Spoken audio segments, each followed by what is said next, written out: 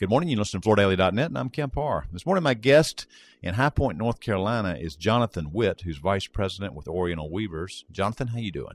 I'm doing well this morning, Kemp. Thank you.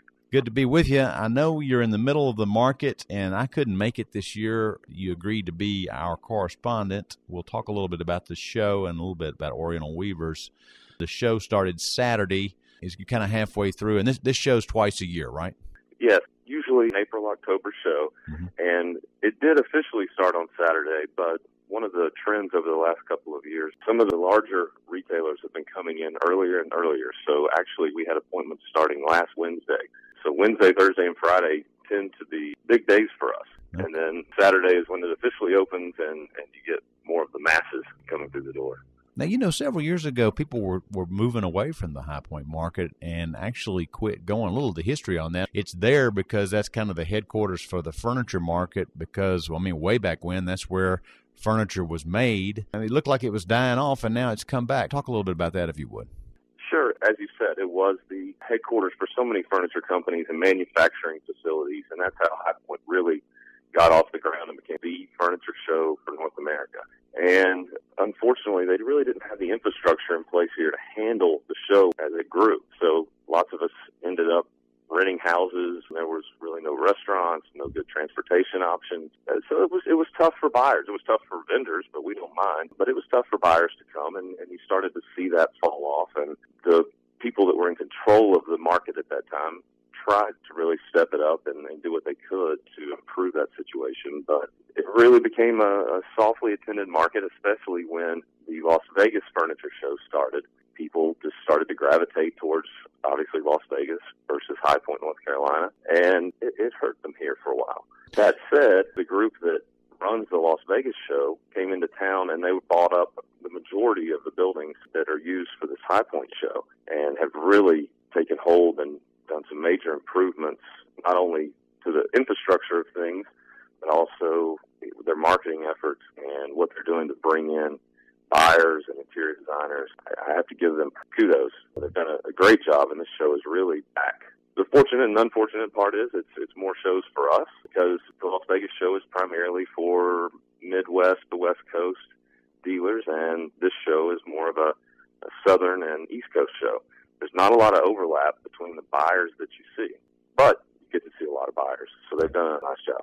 All right, so you have a permanent space there, don't you? Yes. So as part of this reaching the furniture market, now you just kind of need to be two places. You need to be in High Point for the eastern part, and you need to be in Vegas for the central and western part. Is that right? That's correct. The only real challenge is product introduction cycle has changed a little bit because we used to always introduce product 4 to 6 times a year. But when it comes to these shows, since you're seeing really two different groups, it almost makes the most sense to introduce in January and July, where we can hit the Atlanta shows and the Las Vegas shows, and then 2 months behind that, the group that's coming to High Point sees the things that we have just introduced at the previous shows.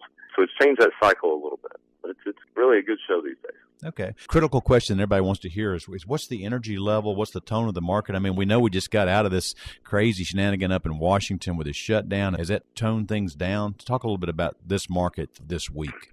You do feel a lot of energy. As I said, you get a lot of your larger multi-store retailers are coming in earlier and earlier. But Friday night, they have a nice kickoff event, and just all of the events that the market puts together with some of the larger suppliers. A lot of energy, and they've really done a great job with the entry points, the buildings and events that they're having. Energy has been something new, in my opinion, for High Point, and there's a lot of it. You mentioned the government shutdown, and frankly, I have not heard a single buyer say anything about the government shutdown. How about that? And really, people still sound very upbeat.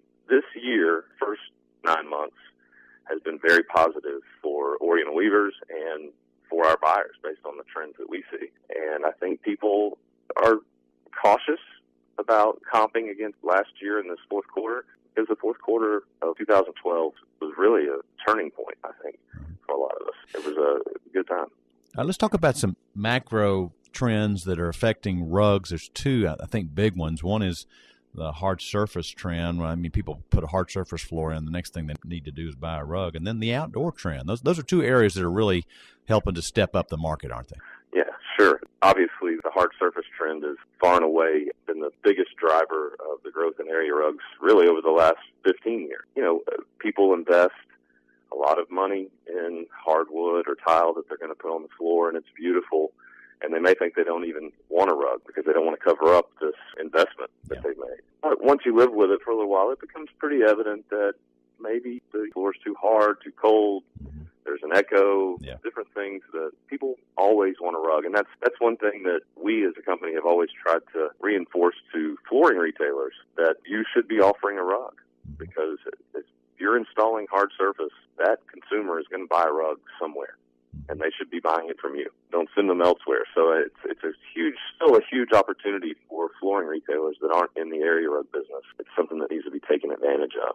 So that's been a huge one. And then outdoor living, as we all see and probably personally experience, really, as the economy took the hit, so many more people were staying at home and entertaining themselves at home, and outdoor living became a huge part of that. And it's an extension now. It's not your backyard. It's an extension of your home. And the furniture and the accessories that people are putting outside every day, it's just a natural for area rugs to go down on the stamped concrete or the deck.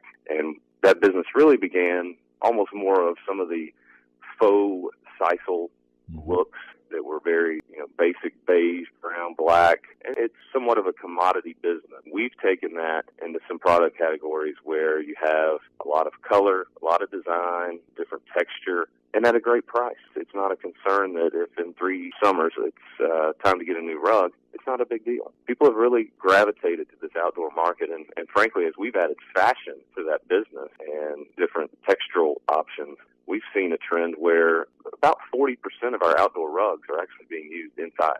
Real quick, just an update on Oriental Weavers. Most people know the company's based in Cairo, Egypt. You got plants in 5 continents. Real quick, to tell us a little bit about Oriental Weavers for those people that might not know about it. Sure. Oriental Weavers is the largest manufacturer of area rugs in the world, far, far and away. Over the company's history, we have been 100% laser focused on area rugs, scatter rugs, accent rugs. As you know, over the past 3 or 4 years, we've entered into the hospitality business with OW Hospitality, and that is a super business, and it's a natural for us because our design team is so used to working with interior designers and with pattern and colors. So that portion of our Axminster hospitality business is growing by leaps and bounds all over the world. And from an area rug perspective, we actually are centralizing and expanding even our production here in the U.S. for export. And we have some big plans to really centralize the brand, because as we've been the world's largest and we operate on